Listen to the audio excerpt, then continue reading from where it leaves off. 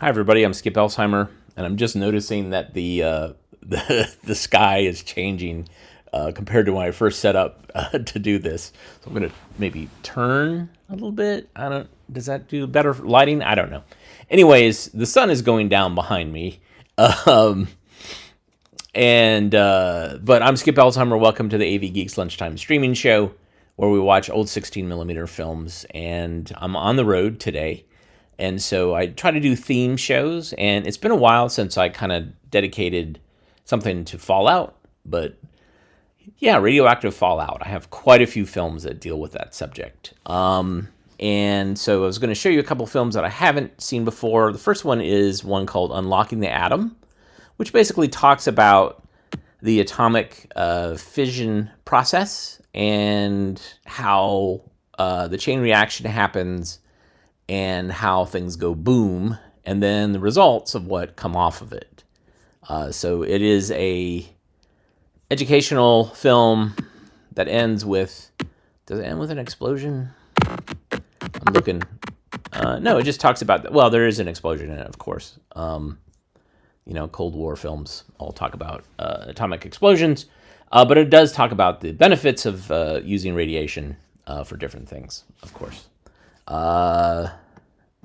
Next is a film by the Department of Civil Defense called About Fallout, which basically talks about after there is an atomic blast, how dirt is sucked up into the blast and is irradiated. It combines with particles from the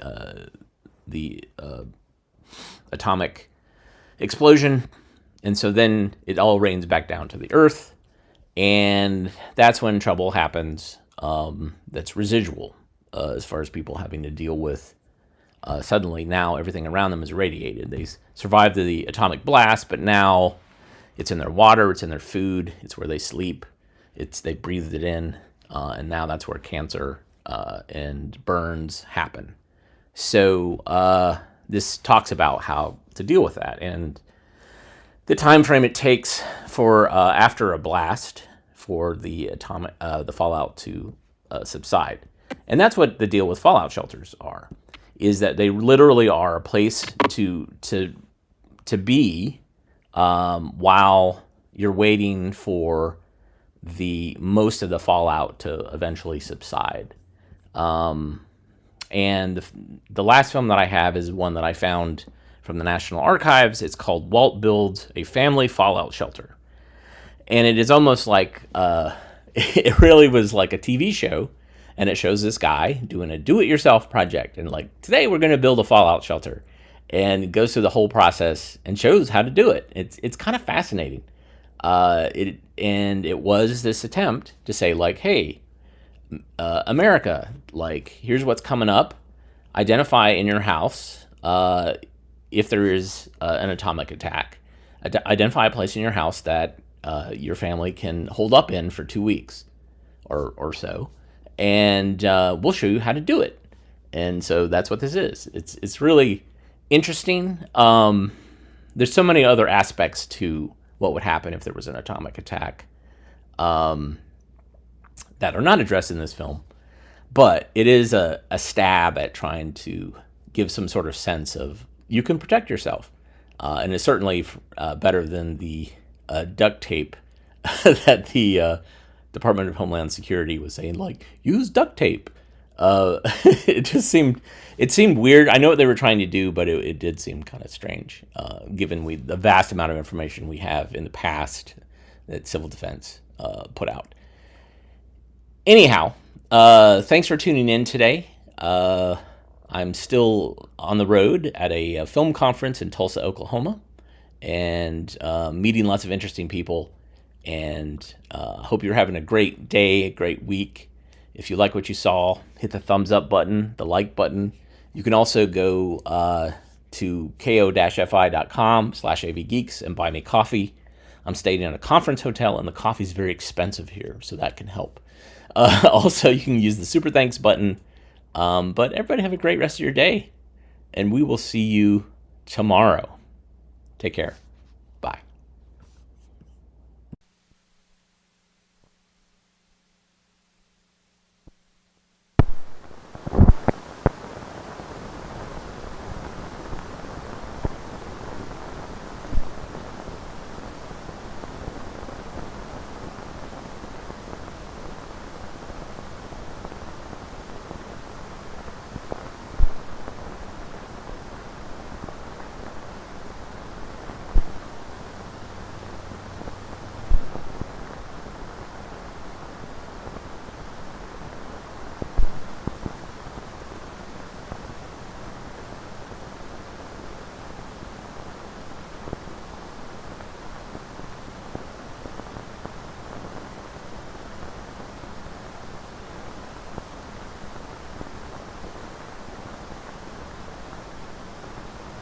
When the awful power of the atom was first released as a bomb, a startled world asked itself, what is this great new force? What terrible secret has science uncovered? Actually, knowledge of atomic forces is not new, and although the work being done on the atomic bomb is subject to strict security precautions, there is basically no secret.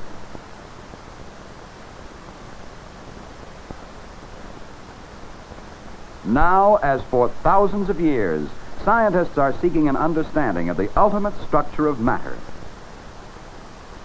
A search which began to crystallize early in the 19th century with the work of men like John Dalton. Dalton held that each element was made up of atoms which were all alike and differed from those of other elements.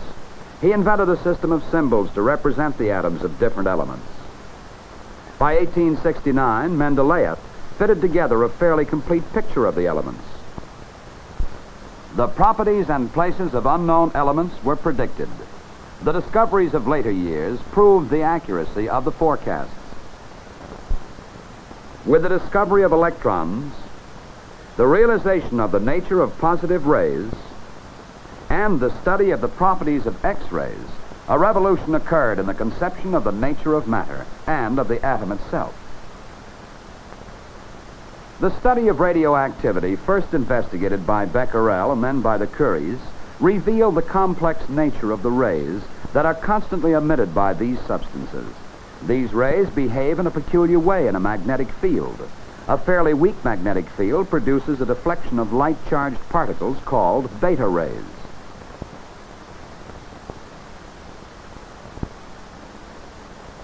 A strong field causes further deflection of beta rays and a deflection in the opposite direction of heavier charged particles, alpha rays. There remains a penetrating radiation not affected by the magnetic field, the gamma rays. Alpha rays consist of positively charged helium atoms. Beta rays consist of electrons. Gamma rays are electromagnetic waves similar to X-rays.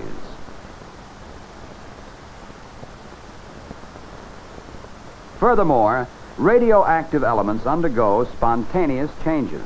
Uranium, for example, gives rise to a series of unstable elements. The rate of change from one element to another may vary from a fraction of a second to millions of years.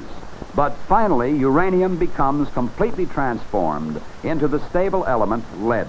Thus, some elements can change their identity. This fact led Lord Rutherford to make a great advance in atomic theory. He suggested that the atom is composed of a small nucleus around which revolved electrons.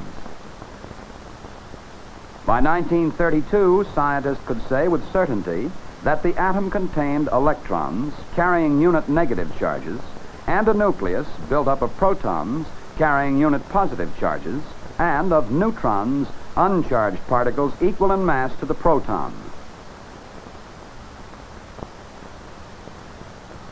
To understand what happens when the structure of the nucleus is changed, it is necessary to recall that in 1905, as part of his theory of relativity, Einstein made the startling statement that mass and energy are different forms of the same thing, and expressed this idea in his famous formula, E equals mc squared.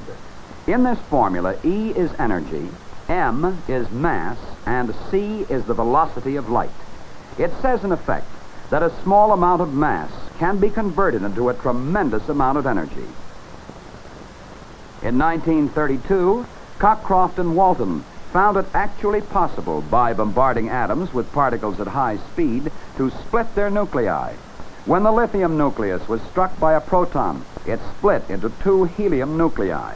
When this occurs, a small amount of mass actually is lost, with the release of a great amount of energy. Great machines have been constructed to produce streams of high-speed particles to bombard and smash the atom.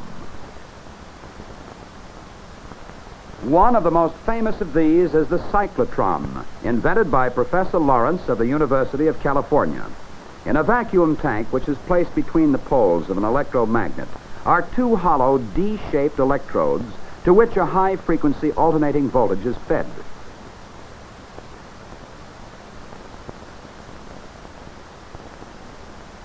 Minute quantities of gas furnish the bombarding particles. Electrons emitted from the center of the tank by a small arc or filament ionize the bombarding particles. The particles are sucked into either one of the two Ds by the powerful electric field. Since this movement takes place between the poles of a huge electromagnet, the particles travel in circular paths. The alternating voltage accelerates them each time they cross the gap from one D to the other. They are whirled around faster and faster until finally they are let off at tremendous speeds by a charged deflector plate. Here, an element is being set up in the target chamber, ready for bombardment. It is now known that almost all elements, if bombarded by neutrons, can be made radioactive.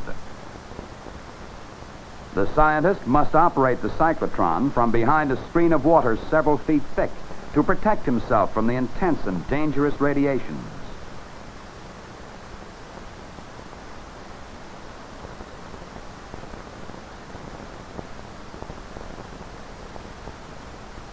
Through the observation window, the pulsations of the particles can be seen around the glowing arc.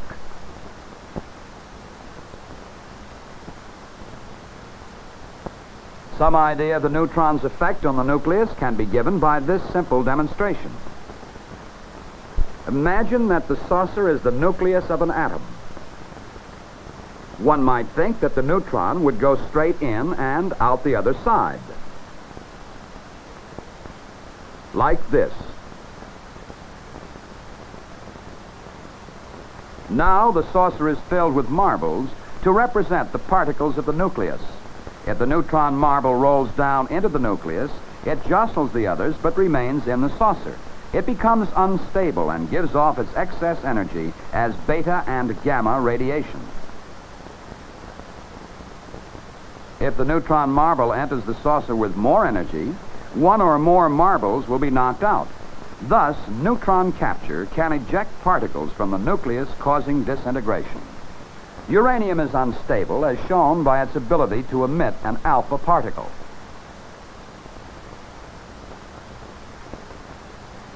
When the uranium nucleus captures a neutron, it becomes even more unstable.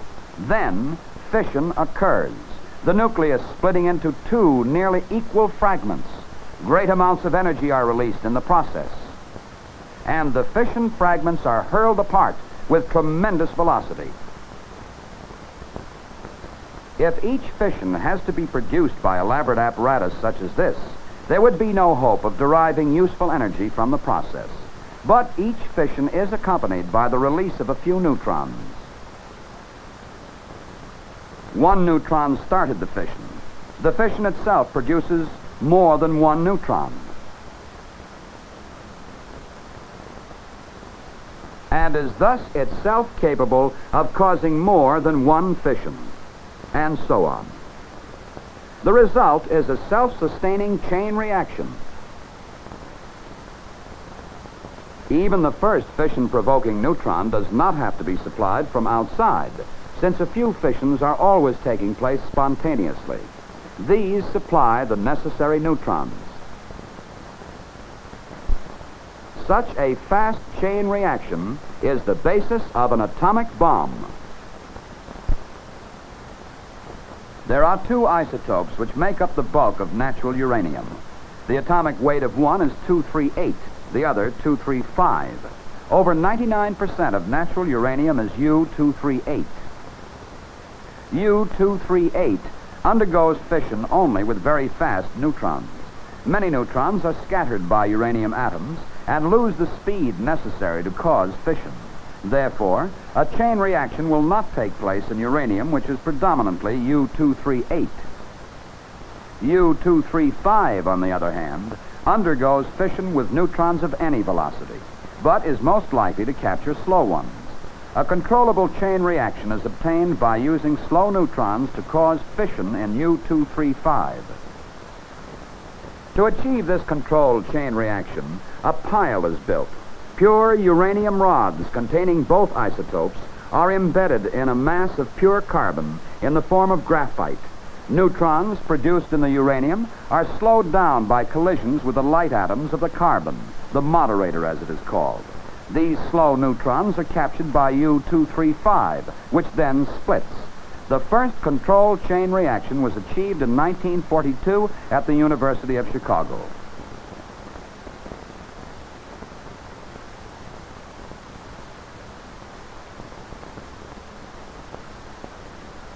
If natural uranium and a moderator are replaced by a small amount of U-235, slow neutrons instead of fast ones are produced.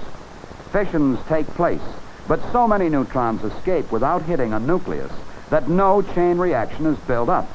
But if the amount of U-235 is larger than a certain critical size, a fast chain reaction takes place in less than a millionth of a second. This results in a violent explosion. In principle, therefore, an atomic bomb works like this. Take two pieces of U-235, each smaller than the critical size, but which together exceed that size, drive them together, and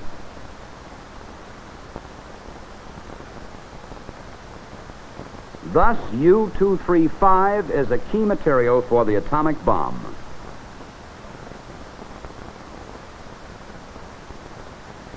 The behavior of U-238 in a pile is also of great importance.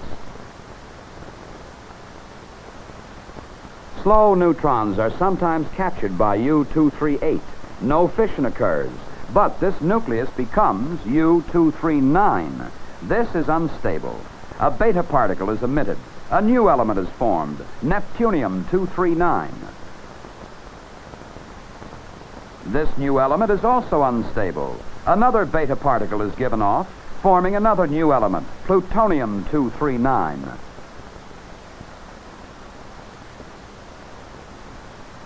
Now, plutonium has fission properties similar to U-235 and is built up by this process throughout the uranium in the pile. Since it is a different element, it can be separated from the uranium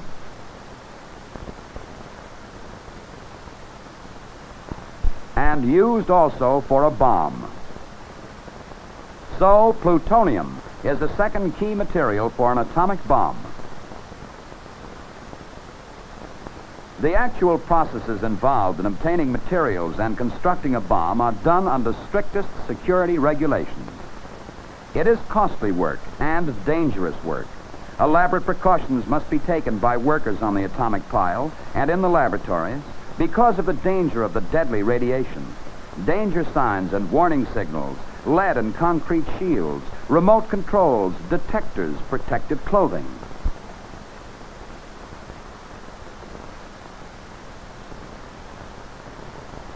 These are commonplace to the men who make material for the bomb. In the desert of New Mexico, the first atomic bomb was set off. Thousands of calculations, years of work reached their climax in this moment of deadly splendor. Within a few weeks, the bomb burst over Japan, and the news of it upon a startled world. Since then, this weapon has been made even more powerful. The knowledge of how to unlock the atom is a grave responsibility. Another war, and civilization might die, just as Hiroshima died. A city destroyed in an instant, many tens of thousands killed. This destruction makes us fervently hope that atomic power will never again have to be used as a destructive force. Although work on the bomb continues because of world tensions, constructive uses of atomic energy are also being developed. One way of harnessing atomic energy will be to turn the atomic pile into an efficient heat engine.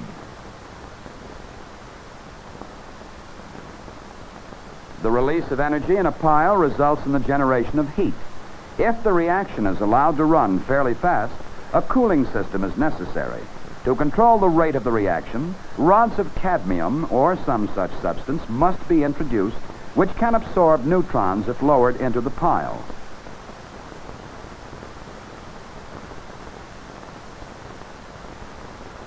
Now, if a cooling substance, possibly helium gas, were passed through a heat exchanger containing water tubes, the water could be heated and turned into steam. Most of this part of the installation would have to be screened off by heavy concrete or water shields and operated by remote control. The steam could be used to drive turbo generators to provide electricity in a powerhouse or in a large ship. This adaptation of the atomic pile as a source of heat energy is now being tackled. Many important uses of radioactive byproducts from the pile have already been made. Medical research is now employing new tracer techniques based on radioactive elements. In this test, a radioactive sodium salt is being used to check blood circulation time. The Geiger counter picks up the radioactivity from the sodium. Now the doctor prepares to inject the sodium into a vein in the patient's foot. The radioactivity will be picked up by the counter as the sodium in the blood reaches the patient's groin. The injection is made, and the scientist starts his stopwatch. Absorbed in the bloodstream, the radiosodium travels up the leg. The counter is shielded from outside radiation by the lead block with a slot beneath. Now 10 seconds have passed, and the counter reveals the arrival of the radiosodium. From such experiments come many useful facts which add to our knowledge of the body's behavior in health and disease. For many years, scientists have been studying the vast amounts of energy produced by atomic explosions in our sun and in the stars. Under conditions of tremendous heat and pressure, complicated nuclear reactions occur, resulting in the building up of helium nuclei from hydrogen. In this process, which is the reverse of nuclear fission, mass also disappears. This results in the release of even larger amounts of energy. This power from nuclear fusion is the basis of the hydrogen bomb. The energies now within our grasp are tremendous. But we must learn to control not only these physical forces, but also the human forces of greed and hate which bring about wars. Only then can we use our power wisely and realize a future of great promise.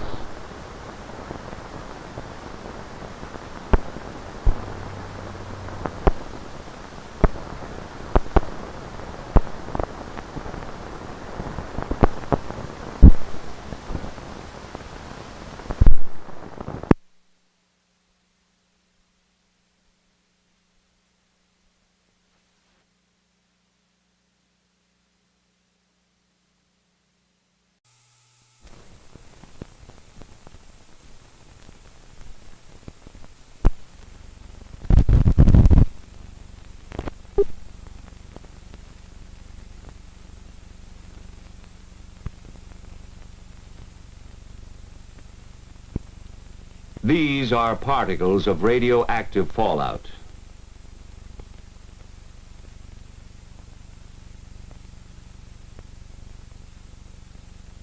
And this is how a single particle looks magnified several hundred times. A radioactive piece of matter from a nuclear explosion.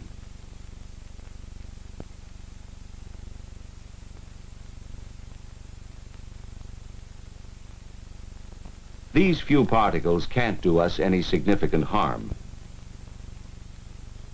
But should there be a nuclear attack, many billions of them would fall from the sky and settle to Earth, releasing radiation that could cause sickness or death in the area where they fall.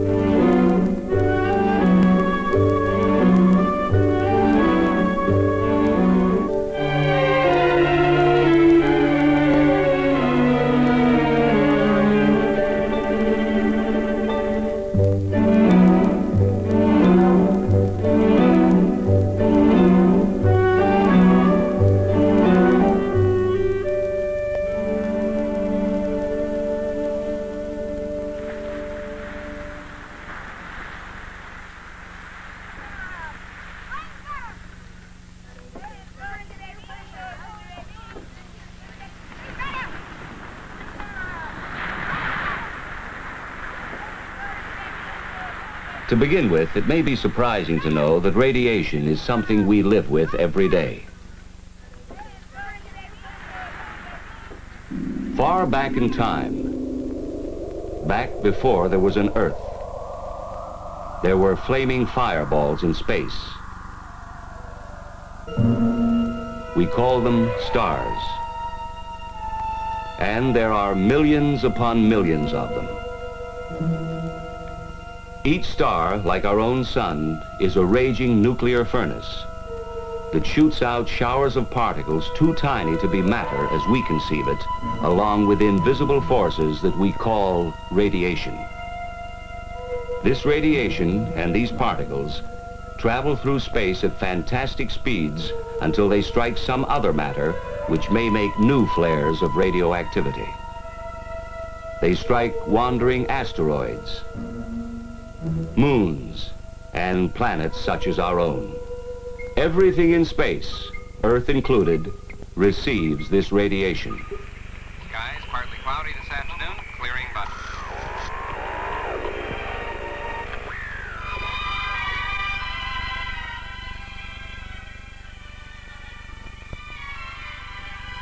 Background radiation is all around us in tiny quantities. Nature even planted unstable atoms deep inside the Earth itself. They decay one by one, here and there, in a barrage of inconceivably small and silent explosions. Each explosion is another spark of radiation. All life on Earth has reached its present form in company with radiation from this naturally occurring radioactivity. Extremely thin, with extremely low-level intensity, it has always been with us. It is nothing new.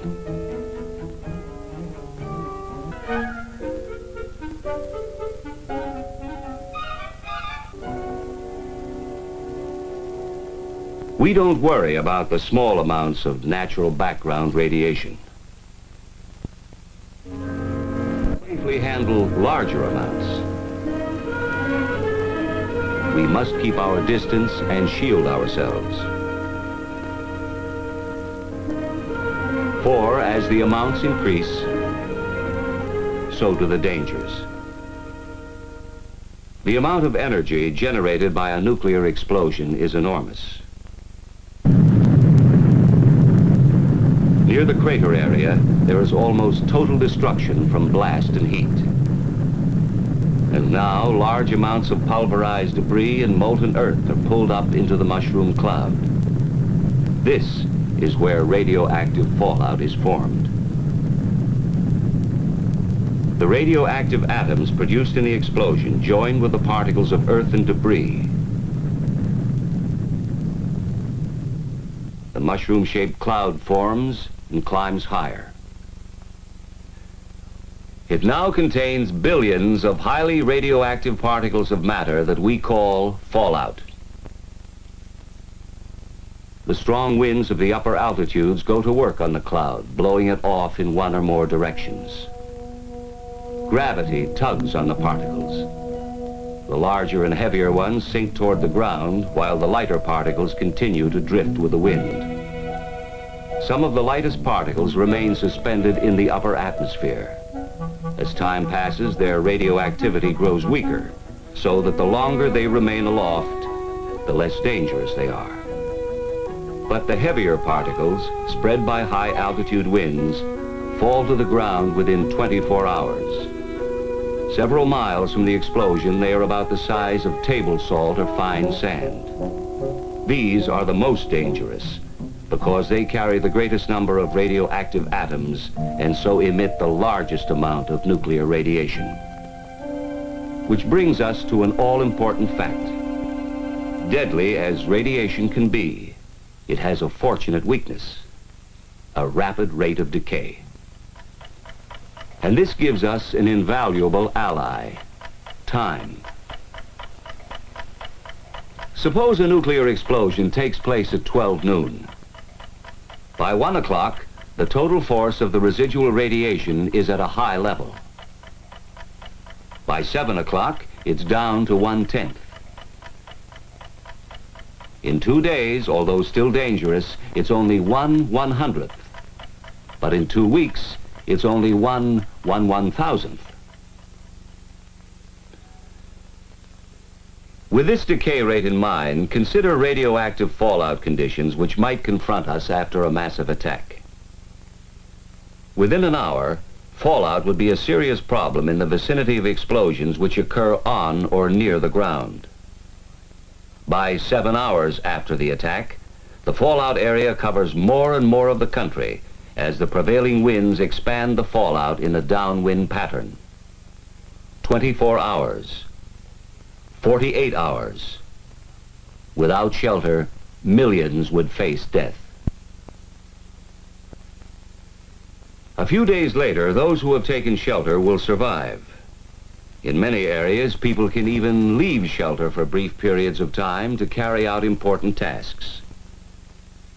Within 2 weeks, most people can leave their shelters for longer periods as the radioactivity decays to lower levels. The lesson is obvious. We must shield ourselves from radiation through the dangerous period.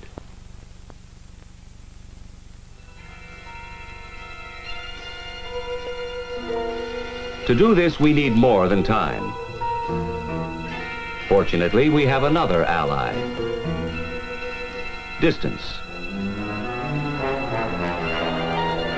The greater our distance from the fallout particles, the less radiation we receive. You would receive less radiation in the middle of a tall building than you would receive on the top or bottom floors, because there would be more distance and partitions between you and the source of the radiation, the fallout particles which would cover the roof and the ground around the building. Only an insignificant amount would get inside. And finally, along with decay rate and distance, we have still another and very important ally: mass. When highly radioactive fallout covers our immediate area, we can shield ourselves through the most dangerous period by using the sheer weight of any material.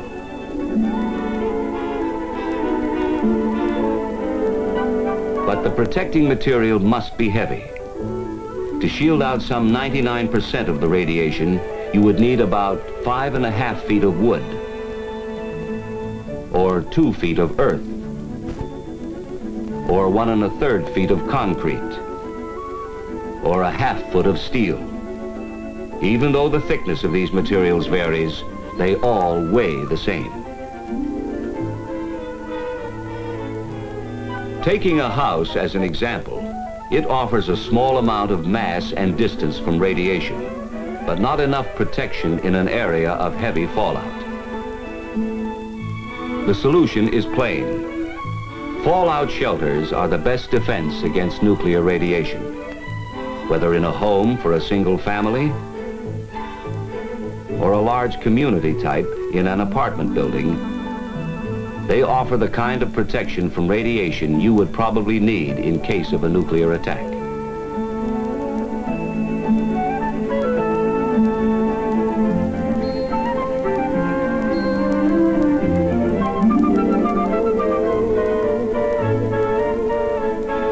But the best shelter would be worthless unless it was used.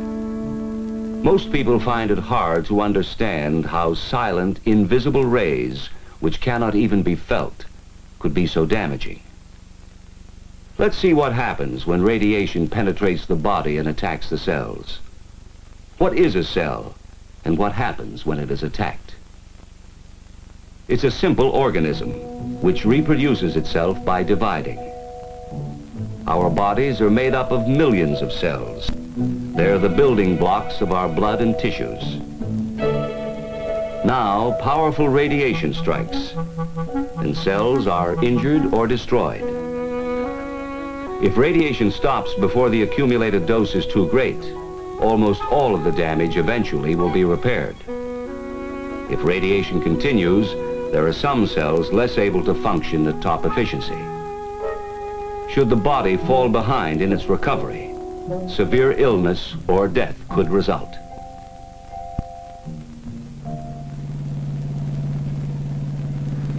The key then is the amount. the total dose of radiation received. We measure radiation the same way speed is measured by a speedometer. Only instead of a speedometer, we have a rate meter. And instead of miles per hour, we measure the rate in roentgens per hour. We need another device called a dosimeter to record how much radiation a person has accumulated over a period of time. In the same way we record accumulated distance in miles, the dosimeter records accumulated dose in roentgens.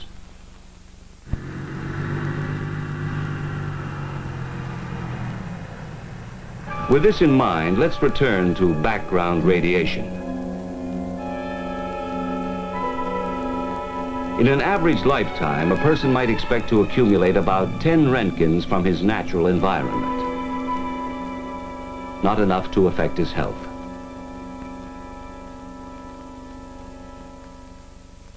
This same healthy person would need medical care if he received more than 200 roentgens within a few days. 300 roentgens in the same period would cause severe radiation sickness or possibly death. And as we go beyond 300 roentgens, the danger of death increases rapidly. So now we see why shelter is vital. The difference between accumulating a large dose because of little or no shielding and a small dose because of adequate shielding is the difference between death and life. No clothing, of course, could possibly provide enough shielding. However, if you were to be in the open during fallout conditions, clothing would keep the particles from touching your skin. There is no such thing as a fallout suit, but ordinary clothing would help until you could reach the safety of a shelter. Then the fallout particles can be brushed off and outer clothing removed.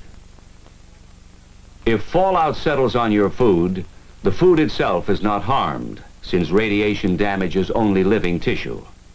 And you can easily decontaminate it using almost the same methods you use in everyday food preparation. Actually, even if you accidentally swallowed some fallout particles, it wouldn't kill you. The effects, if any, probably wouldn't show up for years. Still, since there is a possibility of long-term effects, such as shortened lifespan, cancer, or hereditary damage, it's wise to remove the radioactive particles by simply washing, wiping, or peeling. But it's vital to remember this. Neither water nor chemicals can destroy radioactivity. The fallout particles can only be moved or washed away. Only time can reduce their potency. And what of water? Well, here again, the same rules apply. If necessary, you could drink water containing fallout particles without worry or immediate harm. But chances are you wouldn't have to for long, for water helps to wash itself through the natural processes of sedimentation and filtration. And swiftly moving rivers like this would carry most fallout particles downstream.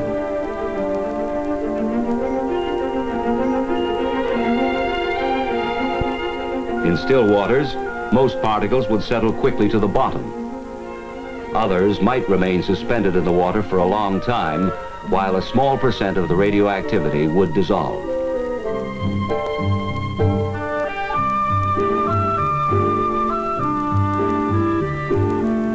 The normal processing of a water treatment plant would make it safe to drink. And water coming from a covered well would be safe from radioactive contamination.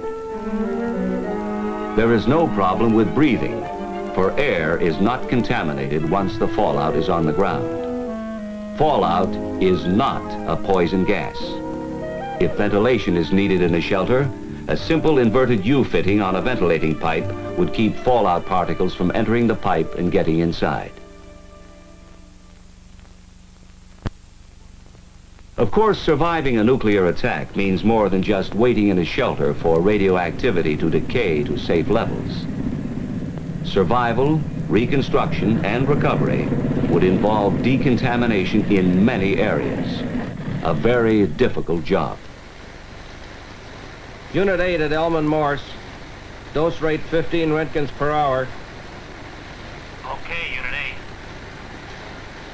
8. Fallout would have to be removed from important areas by street sweepers.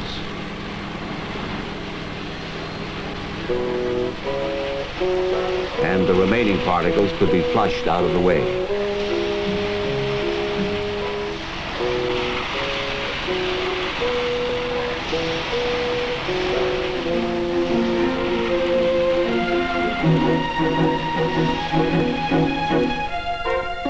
Food would be a problem. After a nuclear attack, we would first use existing food supplies from shelters, markets, and surplus food storage. When fallout had decayed to safe levels, people could begin to work in the fields for limited periods of time.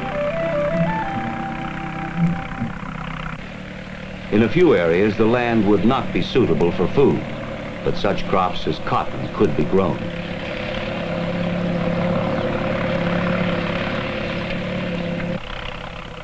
Crops for human consumption would be grown in areas that had received the least fallout.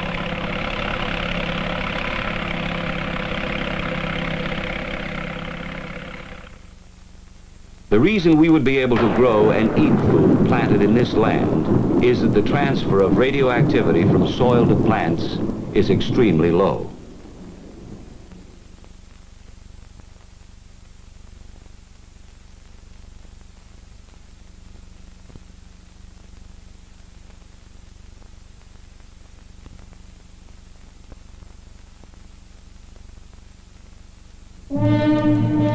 And so, if nuclear attack should ever come, in spite of every effort to avoid it, we must be able to survive and rebuild for the future. But survival can only come through knowledge. The basic facts we must all know are relatively simple. First, there is nothing new about radiation. It has always been with us. What is new is the vast amount we would be exposed to as a result of nuclear explosions. Much of this danger would come to us in the form of fallout. But we are not without personal weapons or defense. One of these is time. Radiation decays, and so we would not have to take maximum precautions indefinitely. Another defense is distance. Radiating particles 50 feet away, for instance, would not affect us as much as particles a few feet away. And our third defense is mass. Any material with enough weight will keep the penetrating rays from hurting us. The greater the weight of the material between us and the particles, the safer we would be. The best way we can use all three weapons of defense is with an adequate shelter, thick enough to shield off a good part of the radiation until it has decayed to safer levels. When radiation attacks, the cells of our body are damaged. Most of them can repair themselves if the total dose over a period of time is not too high. Even though the rays penetrate our bodies, causing damage, they do not infect us and make us, or anything else, radioactive. That's why food remains good no matter how much radiation has passed through it. Fallout accidentally swallowed with water or food will do you no immediate harm, but for long-term safety, it's best to wash, wipe, or peel the food and filter the water. Even if you were caught outside under fallout conditions, ordinary clothing would keep the radioactive particles from touching your skin, but you would still need to find shelter quickly. If we remember these facts, if we act on them intelligently, we can increase our chances of surviving nuclear attack. And the key to survival is adequate shelter. That is why the federal government has a nationwide fallout shelter program. The goal is adequate fallout shelter space for every man, woman, and child. and this goal can be reached.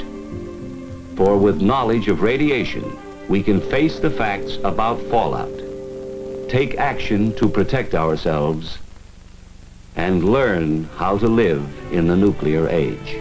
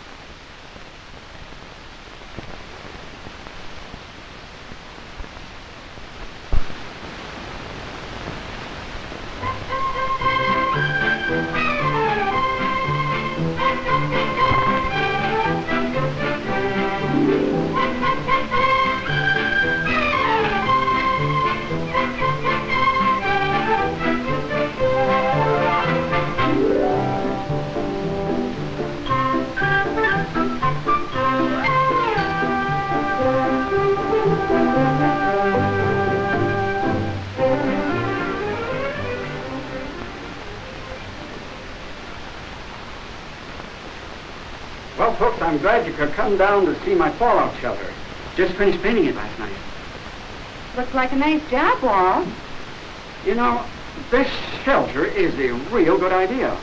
If we should ever have a nuclear war, we could get a heavy fallout even though we were not anywhere near the target area. So Ruth and I got to thinking about it, and we figured we'd rather be prepared than sorry. You know, Walt, this gives me an idea. Remember I was thinking about building a dark room in my basement? There's no reason why I couldn't use it for that, too. Oh, this would make a perfect dark room as well as a fallout shelter. Come on in and see the inside.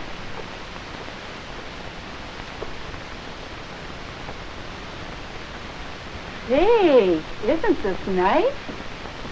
Well, Sir Ruth and I certainly can live in here very comfortably for at least 2 weeks. And you know, this room can be put to other uses as well. Yes, Walt.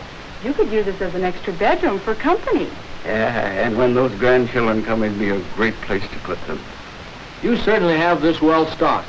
Radio, extra batteries, fire extinguisher. Yeah, that's right.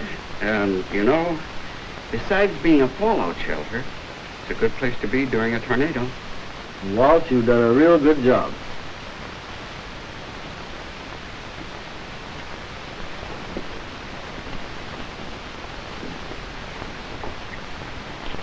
Walt, how long did it take you to build your shelter? Not so long. Oh, I spent a few evenings and a couple of weekends. It's really not so hard to build. Anybody who isn't all thumbs can do it. I'd like to know how you went about it. Wouldn't you, Helen? We'll listen. Go ahead, Walt.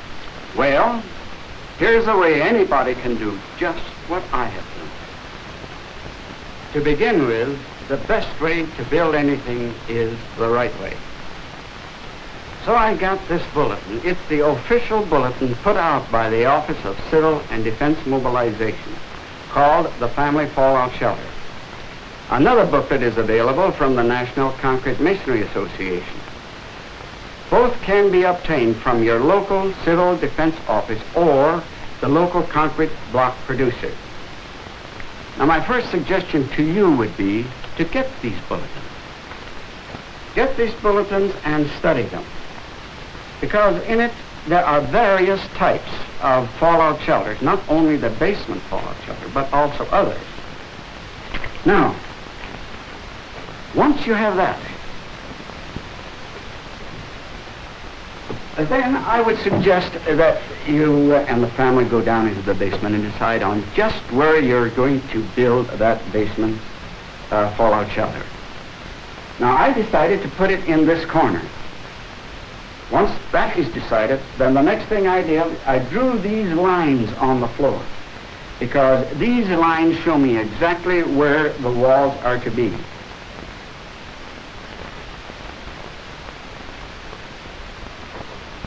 Before laying the blocks of the wall along these lines that I have laid out here, it's necessary that we check the floor to see whether it's level. You see, it may be higher on one end or the other. Make or get a straight edge. Now, a straight edge, we must have one edge absolutely straight. And the other edge must be parallel to this edge. That is, it must be just as wide all the way along. Now, this can be a 1x4 or a 1x6, just so that it's perfectly straight and the sides parallel. Now, lay the straight edge along the place where you're going to have the wall. Now, if it should rock, that means that it's high in the center. Now, if it is high in the center, you really can't make a good check. So take two blocks. They must be of the same thickness, though. Put one under this end, and the other one under the other end. Now you can put your level on the straight edge any place along the way. Now, if it isn't level, that means that you have to raise up one end or the other end until it is perfectly level. Then you can see what the difference might be. Now, if that difference isn't too great, you can make up that difference with the first layer of mortar under the first course of concrete blocks.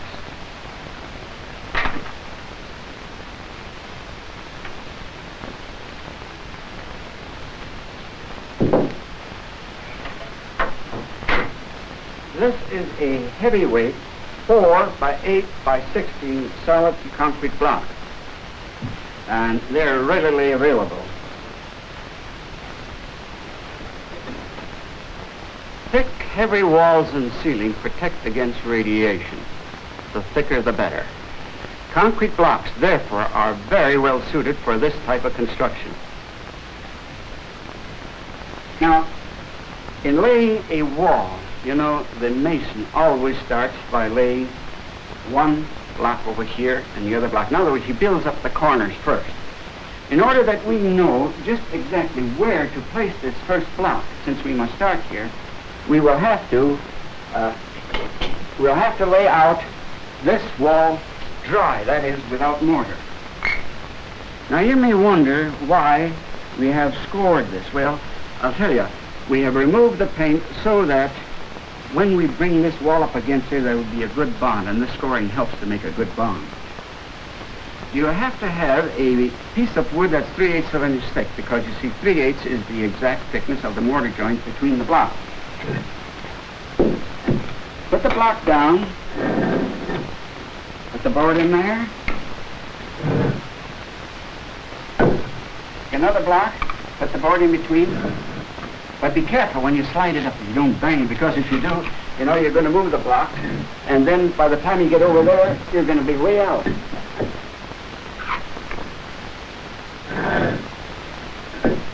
Now, this is the block we were looking for.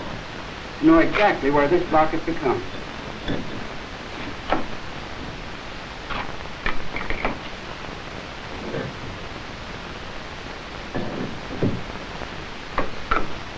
Now, when we laid out this wall, you'll notice that we are supposed to stop here. Why? Because we have a doorway coming in. Now, this last portion of it is only a part of a block. Now, we laid the wall out so that we would have a half a block. That makes it simpler. You see, in laying a half a block here, the next block will be a full block. In other words, you see, we'll be breaking joints. That's the proper way to lay a wall. Now, if you have to cut a block, the thing to do is to square a line all the way around and then score it like I have scored it here. But in scoring it the first time, or maybe even the second time, be sure that you do it very lightly. Because if you hit too hard, you may find it'll crack the block in the wrong place.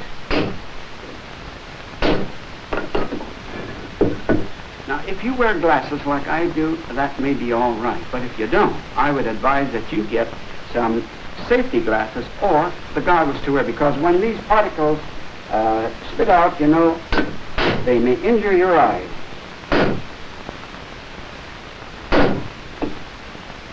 In Now we can hit it a little heavier.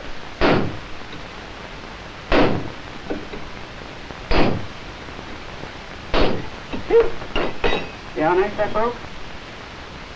Now we put this in here, and we should have the smooth side out, the rough side against the joint, and then we'll space it here. Now we're all ready. See? That completes our wall on this end. I'm using this story pole to mark the height of each course of the wall that we're going to build where it meets the main wall. Now, a story pole is a 1x2, and you notice I've drawn lines on here. Now, these lines represent the thickness of the mortar, the thickness of the block, mortar, block, and so on all the way up. In preparing the mortar to lay the blocks, I'm using a prepared mortar mix. It has everything in it, including the sand. You notice I have a nice little mortar box, which is very easy to make, but you can also mix it in the wheelbarrow. In adding the water, be sure that you don't add too much to begin with. Because if you aren't careful, you'll get too sloppy a mix. After the mortar is mixed, it's well to put it on a mortar board. It's so much easier to pick it up. Now, here's a little trick that I learned from a mason friend. Shape your mortar like this, bring the trowel underneath, and then slowly turn it. And that way, you can lay a nice ribbon, see? Now, it's well for you to practice this just a little so that you can lay a ribbon of mortar down that way when you start laying the blocks.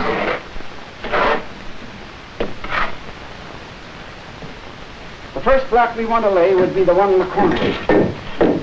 We must lay these aside.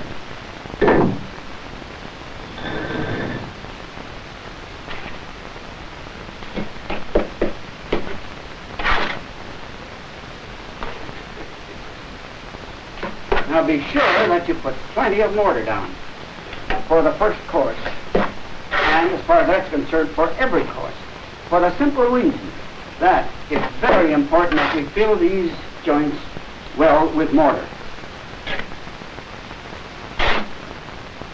When you lay the block right on top, you notice this line extending over here, this line extending there. Now, I can't see the line here, but I made this extension so I can line up my block. And you see, I settle it down and squeeze out the mortar. Be sure to make a full mortar joint for every course so that the wall will be as dense as possible to protect you from radiation.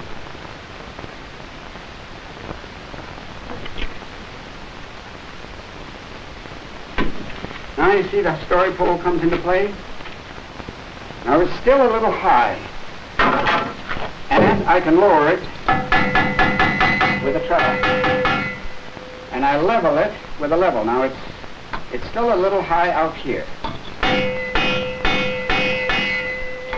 Now try and get this first one perfectly level.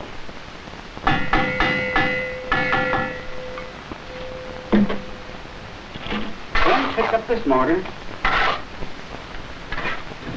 Then we want to have a little mortar on the end of the block.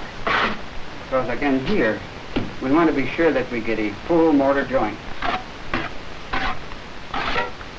Now try to squeeze it down a little. Otherwise it's apt to drop when we set it down.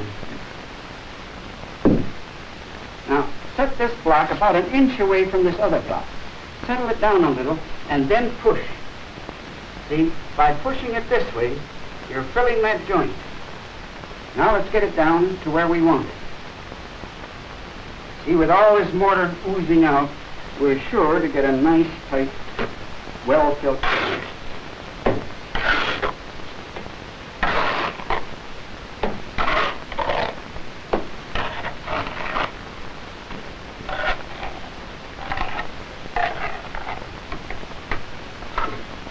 Then we have to check to see whether we're level. No, we got to go down a little here.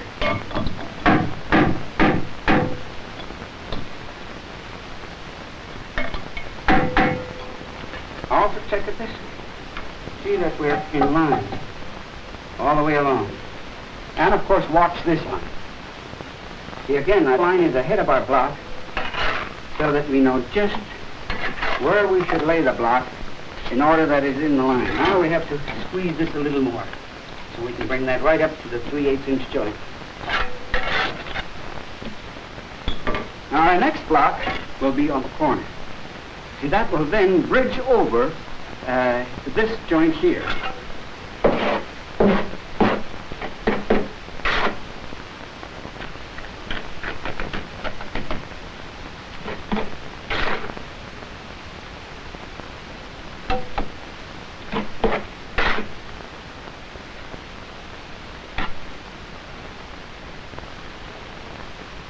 Good full joint. And we'll take this block, lay it on here very carefully. And here's where we're going to use a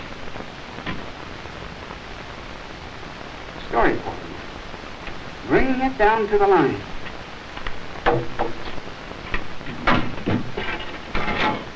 And checking it with our trowel to see, or with our level I should say, so that it's plumb this way, and level both ways.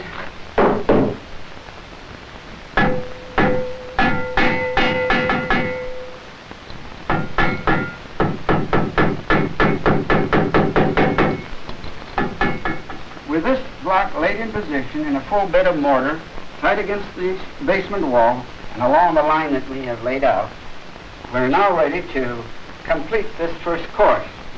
But first we should put up a line. Now this line serves two purposes. One purpose is to keep the blocks in straight line, also to keep it of the same height, that is level.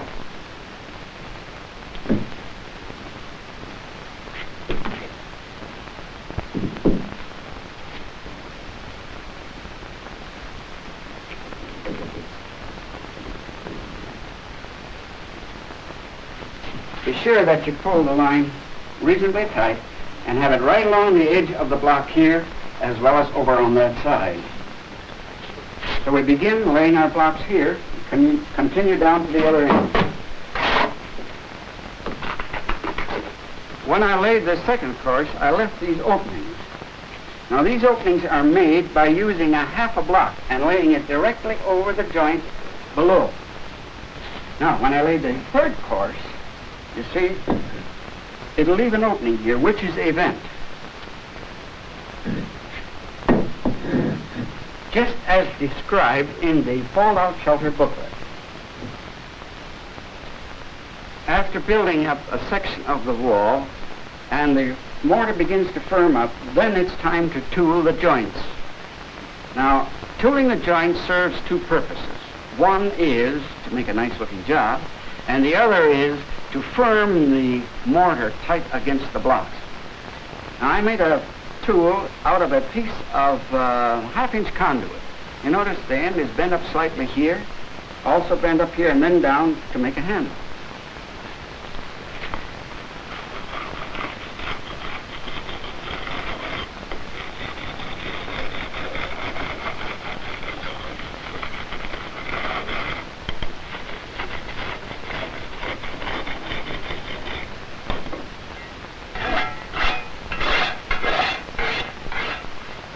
Since we need protection from radiation from overhead as well as from the sides, I'm now going to build the supports for the ceiling of the shelter.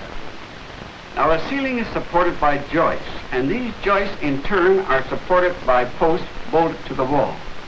I have already drawn lines around the wall to show exactly what the height of these posts would be. Now you will notice that the line on this side is about 4 inches lower than on the side.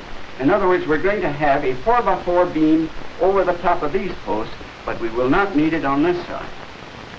Since this is a hollow concrete block wall, I'm going to use a toggle post. The post should be divided along this wall, the spacing of the post, and I'm going to put one bolt about here and another one about here. Then I'm going to bore holes for the bolt.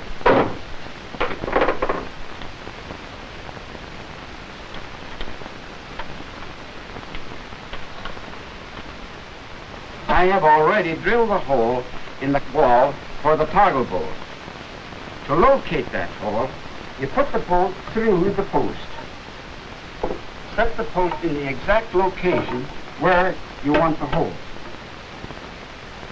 And then tap it lightly. Not too hard because it may spoil the threads on the bolt. Then you use the star drill to drill a hole through and possibly open it up a little, large enough for the toggle to pass through. Put the toggle onto the bolt and run the bolt just through the toggle, just so it comes out on the other side. Okay? Then you bring it in position, squeeze it together, and let it go through. Pull it back. Now before you tighten this, put the toggle into the bottom hole, same way. And then you start tightening this up. Pulling the post back just a little so that the wings back there will flip around. Now that I have all the posts securely in place, I'll place this beam on top of these posts. It will support the joist on this end, and the shelter wall will support the joist on the other end.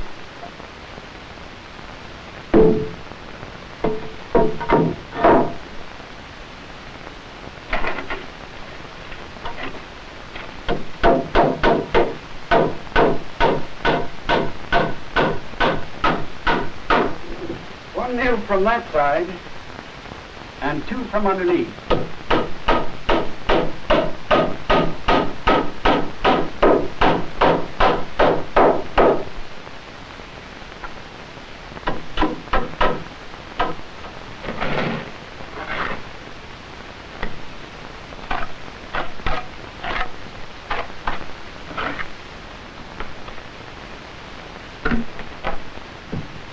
Don't forget to make a shove joint so that you have a full joint of mortar.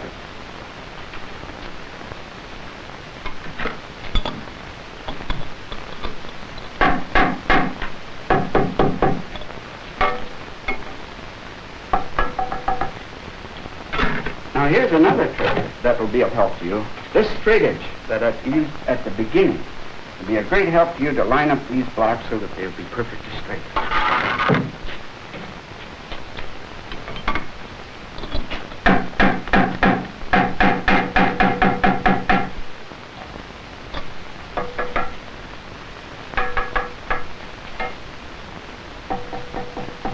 I'm getting along real well with my fallout shelter wall.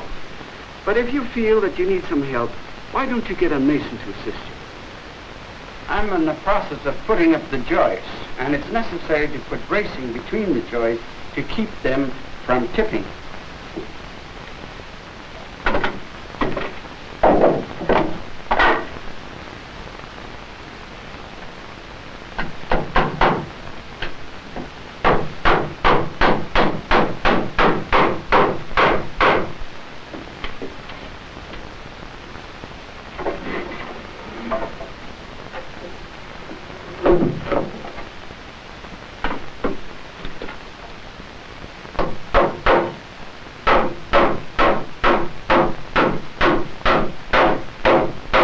Now it's also necessary to toe nail the joist into the beam on both sides.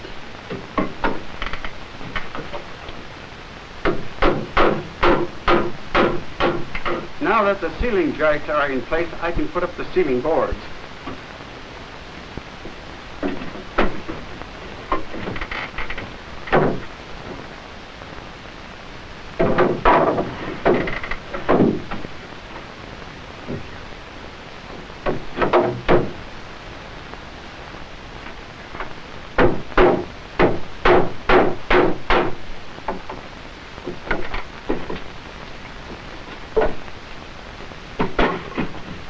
It's well not to put up too many boards because you have to lay these concrete blocks in place.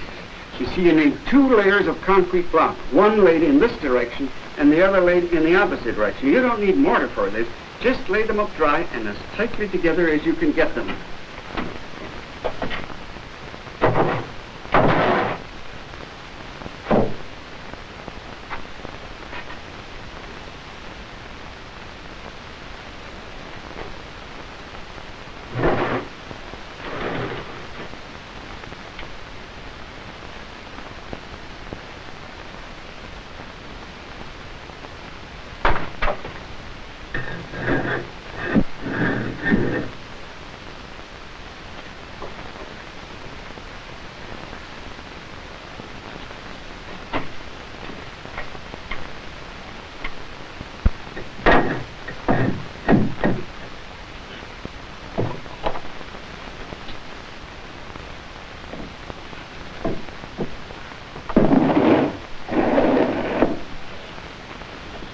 Before completing the walls, it's necessary to lay all of the ceiling blocks. Otherwise, afterwards, you wouldn't be able to get in.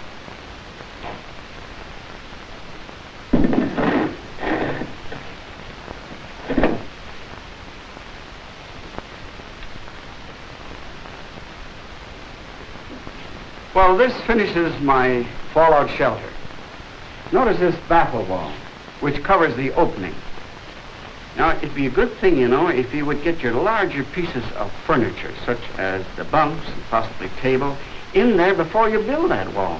Otherwise, you may have a hard time to get them in afterwards. Now, you don't really have to paint the walls, but my wife thought it would be nice if I did. So maybe I'd better get busy and finish it right now.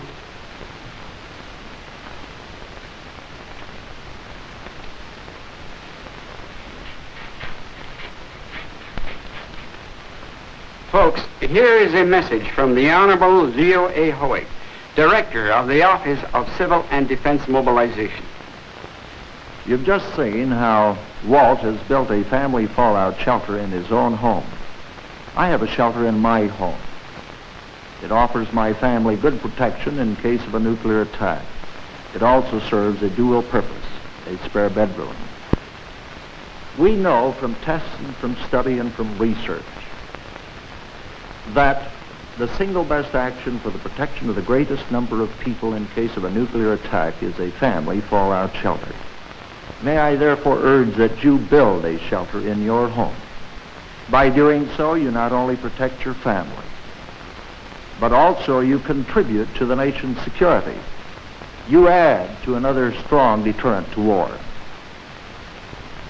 We recognize that you need additional information. And for that reason, may I ask that you contact your local civil defense office and obtain additional information, or contact your local concrete block manufacturer for plans and information. No home in America is modern without a family fallout shelter. This is the nuclear age.